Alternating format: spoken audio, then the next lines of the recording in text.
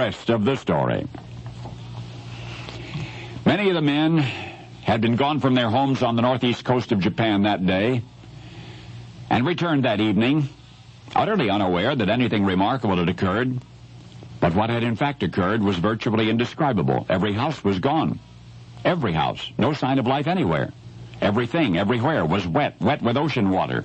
In what had been the streets lay dead fish. Along the shoreline, human corpses bobbed in the brine like wine corks.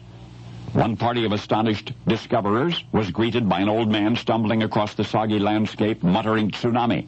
Over and over again he kept saying tsunami, tsunami. And that one word, of course, told it all. The coast had been hit by a tidal wave.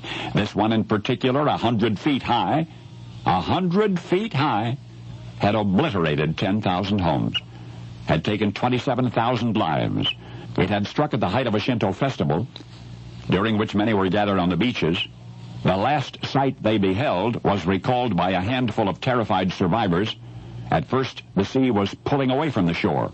For long, curious moments, reefs and sea life lay exposed on what had been the ocean floor. But then everyone looked up to see the advancing wall of water that appeared to stretch out forever in both directions along the coast, and the wall rose higher and higher until it was 100 feet high, and then with a burst of incredible speed it rolled forward over the naked seabed and crashed into the coast, inundating it.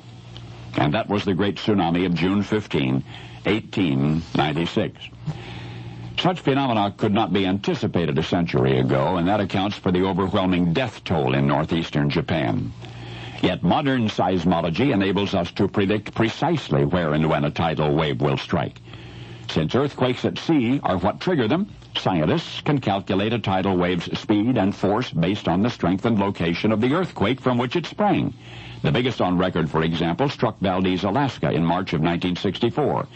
The earthquake that spawned that one measured 8.5 on the Richter. The wave itself was 200 feet high.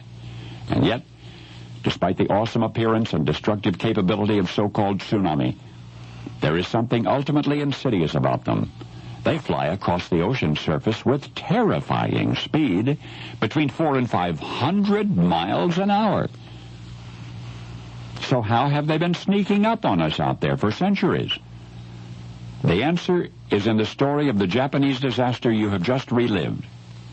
For you see, the men who came home to find home gone were not hunters journeying from the hills back to the coast. They were fishermen returning from a day at sea.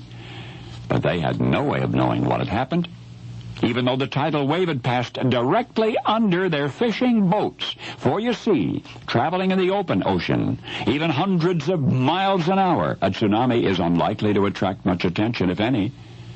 The cataclysm of June 1896 was no exception.